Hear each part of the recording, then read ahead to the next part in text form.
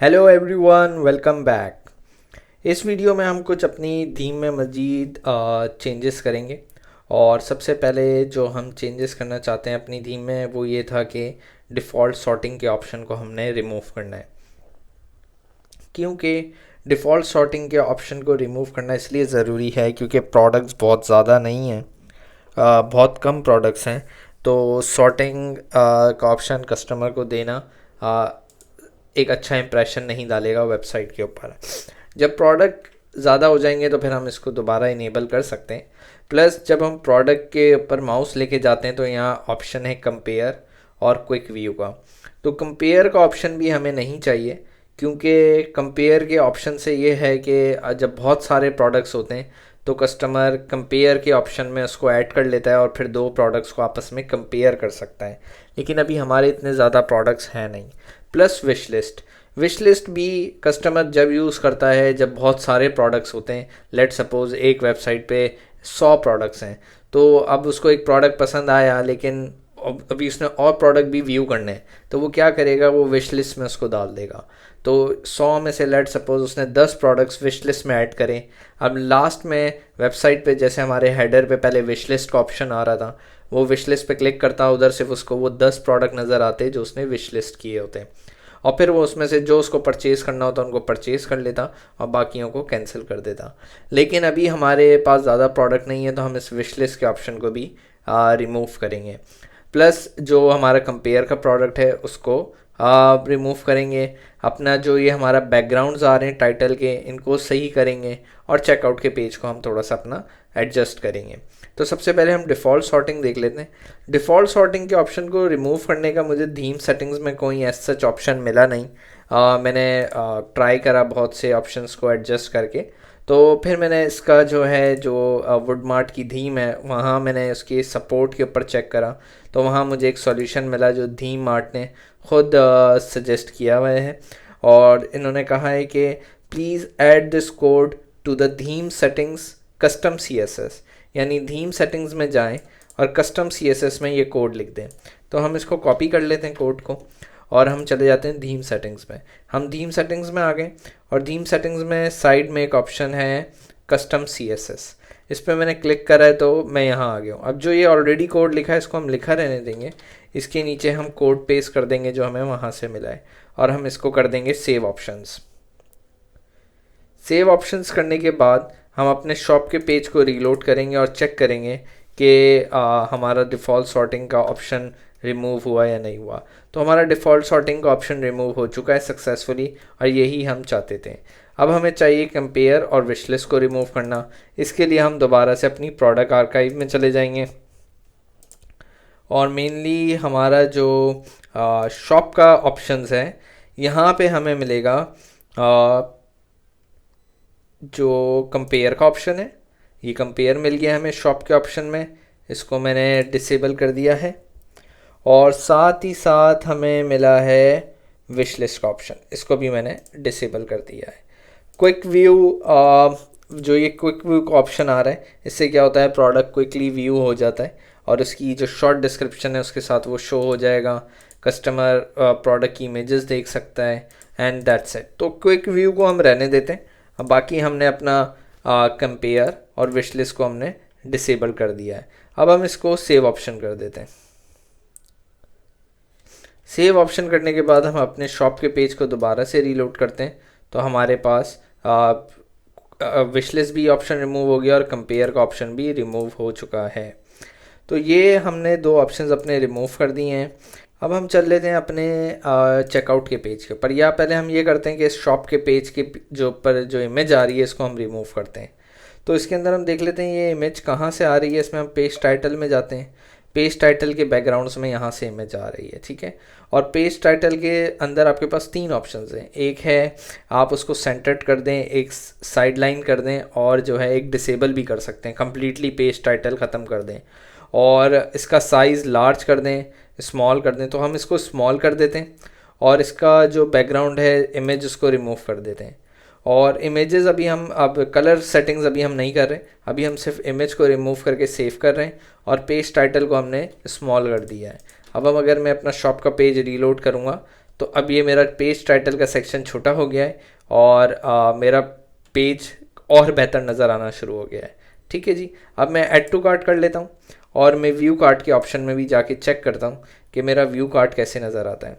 अब view cart मेरा बिल्कुल सही नज़र आ रहा है और ये भी लेआउट से आ रहा है मेनली, ठीक है, बन के। तो व्यू कार्ट के अंदर मुझे कुछ चेंजेस करनी है अभी, आई थिंक सो कि मुझे नहीं करनी चाहिए कोई चेंजेस।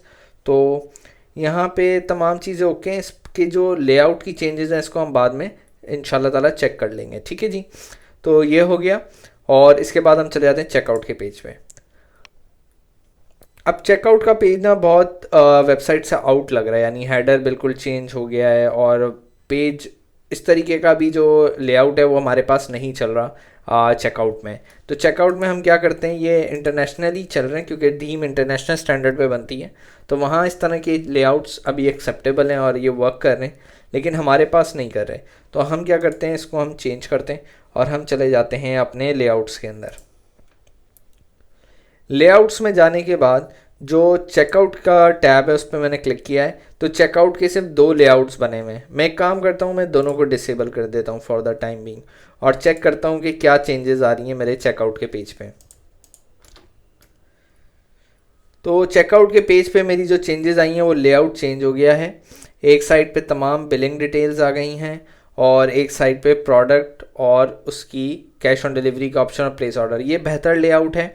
और शॉपिफाई का भी आप लेआउट देखेंगे तो इसी तरीके का कुछ बना हुआ है, दो कॉलम्स में डिस्ट्रीब्यूटेड है। लेकिन मेरा हेडर जो है वो चेंज नहीं हुआ, हेडर मेरा वही है। तो जबकि मेरी वेबसाइट का हेडर कुछ और है और मेरे चेकआउट के पेज का हेडर कुछ और आ रहा है। तो मुझे चेकआउट के हेडर को चेंज करना है, इसके लिए मैं कस्टम हेडर रख लेता हूँ और उसके लिए मैं चला जाता हूँ पेजेस में और पेजेस में देखता हूँ कौन सा पेज चेकआउट पेज है। तो ये चेकआउट पेज सेट हुआ हुआ है, इसको एडिट कर लेता हूँ और हेडर्स के अंदर जहाँ कस्टम हेडर लिखा हुआ है वहाँ पे हेडर फर्नीचर 2 सेलेक्ट कर लेता हूँ और इसको मैं अपडेट कर देता हूँ। अपडेट करने के बाद अब मैं अपना चेकआउट का पेज रीलोड करता हूँ, तो मेरे पास वही हेडर आ गया जो मेरी पूरी वेबसाइट पे चल रहा है। तो अब मेरा चेकआउट का पेज भी थोड़ा सा अलाइन हो गया है पूरी थीम के साथ, ठीक है जी। तो अब जो है साथ ही साथ अब मैंने ये करना है कि मैंने अपना थीम की जो ये चेकआउट की जो फील्ड्स हैं इनको थोड़ा सा कम करना है, क्योंकि हमारे पाकिस्तान में इतनी फील्ड्स चलती नहीं हैं। तो हम ये करेंगे कि इनको हम थोड़ा सा एडिट करेंगे और कम करेंगे फील्ड्स को, ठीक है जी। तो इसमें जो मैंडेटरी फील्ड होती है वो कंट्री और स्टेट की होती है, बाकी फील्ड्स को आप अपने हिसाब से चेंज कर सकते हैं। तो अब हम ये करते हैं कि चेकआउट सॉरी वो कॉमर्स, और मैं चला जाता हूँ वो कॉमर्स के अंदर। यहाँ पे ऑप्शन नहीं आ रहा है अभी चेकआउट की फील्ड्स को एडिट करने का, या मेरे ख्याल से इस थीम के साथ ऑप्शंस नहीं आए हैं, ये हमें देखना होगा। सेटिंग्स में जाके देख लेता हूँ मैं।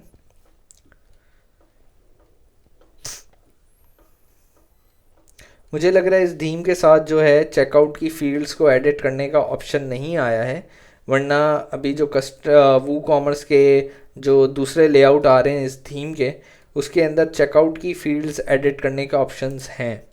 एक्सटेंशंस में देख लेते हैं क्या आ रहा है। ठीक है, तो इतना कोई वो नहीं आ रहा है जो एक्सटेंशन मुझे चाहिए था। तो अब हम ये कर लेते हैं, हम कर लेते हैं प्लग इन ऐड। तो हम प्लगइन्स के अंदर चले जाते हैं दोबारा से। प्लगइन्स के अंदर जाके मैं ऐड न्यू प्लगइन करूँगा और ऐड न्यू प्लगइन में मैं करूँगा चेकआउट फील्ड एडिटर।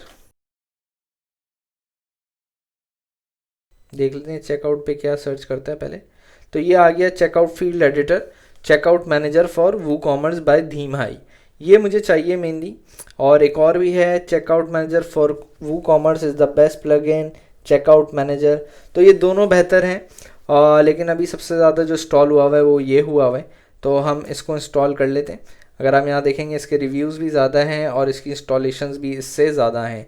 ये तकरीबन 4 लाख प्लस इंस्टॉल है, ये 1 लाख प्लस, यानी ये अभी नया आया है मार्केट में, तो इस पे लोग वर्किंग कर रहे हैं। बहरहाल ये checkout field editor checkout manager for WooCommerce को मैंने इंस्टॉल कर लिया और इसको मैं एक्टिवेट कर दूंगा। एक्टिवेट करने के बाद ये मेरा यहाँ पे प्लगइन्स में एडिट प्लगइन शो होना शुरू हो जाएगा। जो ये 2 एक्स्ट्रा प्लगइन आ रहे हैं जो डीएक्टिवेट हुए हैं, इनको मैं डिलीट कर देता हूँ क्योंकि इनका मैं यूज़ नहीं कर रहा अभी, तो इनको रखना भी बेकार है, तो इनको मैंने डिलीट कर दिया। अब मैं checkout field editor for WooCommerce की सेटिंग्स में चला जाता हूँ, और सेटिंग्स में जाने के बाद यहाँ मेरे पास चेकआउट फील्ड्स आ गई हैं, billing fields, shipping fields, additional fields. तो जो ये देखें, आप देखेंगे बिलिंग लास्ट नेम ये रिक्वायर्ड है, इसको मैं एडिट करता हूँ। इसको मैं पहले रिक्वायर्ड से भी हटा देता हूँ और इनेबल से भी हटा देता हूँ, ठीक है जी। ये दोनों मैंने रिक्वायर्ड से भी हटा दिए और इनेबल से भी हटा दिए हैं। अब जो बिलिंग फर्स्ट नेम है इसको मैं एडिट करके कर देता हूँ फुल नेम, यानी कस्टमर अपना फुल नेम एंटर कर सकता है। इसको मैं सेव एंड क्लोज कर देता हूँ। और कंपनी नेम, अब ये देख रहे हैं फॉर्म रो वाइड, और यहाँ पे अगर आप देखेंगे तो है फॉर्म रो फर्स्ट। तो ये क्या कर रहा है मेनली चेकआउट पेज पे ना, फॉर्म रो फर्स्ट और फॉर्म रो वाइड में ये हो रहा है मेनली कि ये फॉर्म रो फर्स्ट जो है हाफ पे उसमें आ रही है, मतलब ये पूरी रो है और वो रो 2 कॉलम में डिस्ट्रीब्यूट हुई हुई है। तो एक कॉलम में ये आ रहा है, एक कॉलम में ये आ रहा है, लेकिन जो फॉर्म रो वाइड है वो डिस्ट्रीब्यूटेड नहीं है, वो पूरी एक ही रो एक कॉलम के अंदर आ रही है। तो मुझे भी फुल नेम जो है कस्टमर का वो पूरे उस पर चाहिए, हाफ पे नहीं चाहिए। तो मैं क्या कर रहा हूँ, ये जो बिलिंग कंपनी है इसको पहले मैं डिसेबल कर रहा हूँ और इसकी क्लास कॉपी करके इसको सेव एंड क्लोज कर दिया, और जो फुल नेम है उसकी क्लास मैंने चेंज कर दी, फर्स्ट से वाइट कर दी। तो अब ये जो छोटा टेक्स्ट एरिया आ रहा है ये पूरे उस पर फैल जाएगा रो के ऊपर, ठीक है जी। तो ये हो गया। कंट्री बिल्कुल चाहिए, street address, apartment, town, city बिल्कुल चाहिए। अच्छा, ये जो अपार्टमेंट सूट आ रहा है इसको मैं कर देता हूँ नियरेस्ट लैंडमार्क, क्योंकि हमारे कुरियर कंपनीज के लिए इजी हो जाता है नियरेस्ट लैंडमार्क तक पहुँचने के लिए। नियरेस्ट लैंडमार्क, ठीक है। एनी फेमस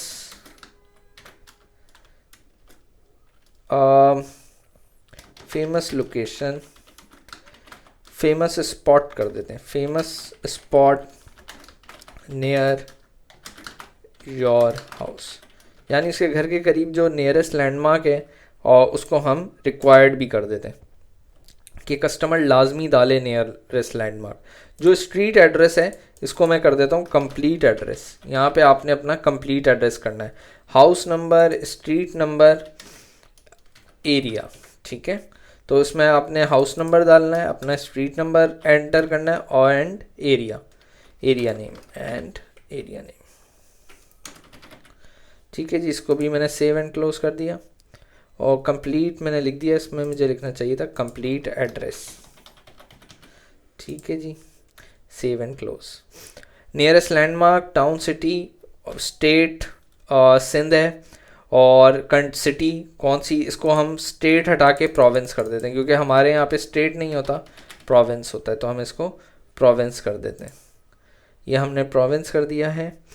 और पोस्ट कोड को मैं हटा देता हूँ क्योंकि हमारे लोगों को ज़्यादातर पोस्टल कोड याद नहीं होता, तो इसको मैंने हटा दिया है।